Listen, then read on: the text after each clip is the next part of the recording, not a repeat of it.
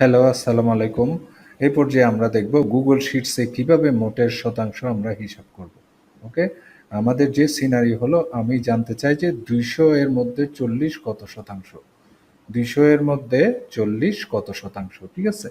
তাহলে এইটার সহজ ফর্মুলা ব্যবহার করে আমরা শতাংশ হিসাব করতে পারি।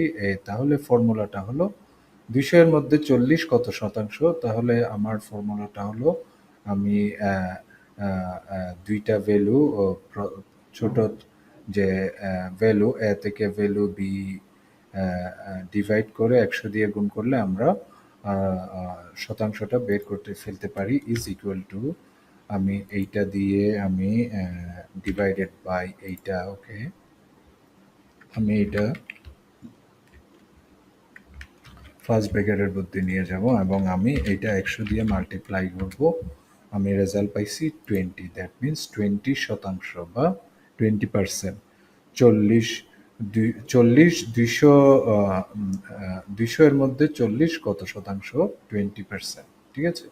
তাহলে আমি যদি এরকম কিছু ভ্যালু দেখতে চাই, ধরেন 50, 200, তারপর ধরেন 10, 200, তারপর 50, 500। ওকে, 50, 500 কত শতাংশ? তাহলে আমি যদি এটা এভাবে টান দেই তাহলে এই যে 25%, 50, 50টা 50 ২০০ এর মধ্যে 25%। ওকে, তাহলে আর ২০০ এর মধ্যে ১০ হলো ৫%। ওকে, এবং ৫৫০ এর মধ্যে ৫০০ এর মধ্যে ৫০ হলো ১০%। তাহলে এইটা খুব ইজিলি আমি ভ্যালু মেইন ভ্যালুর সাথে আমি টোটাল ভাগ করে ১০০ দিয়ে গুণ করলে আমি রেজাল্টটা বের করে ফেলতে পারছি। আশা করি বুঝতে পেরেছেন কিভাবে গুগল শিটসে আমরা মোটের শতাংশ হিসাব করতে পারি।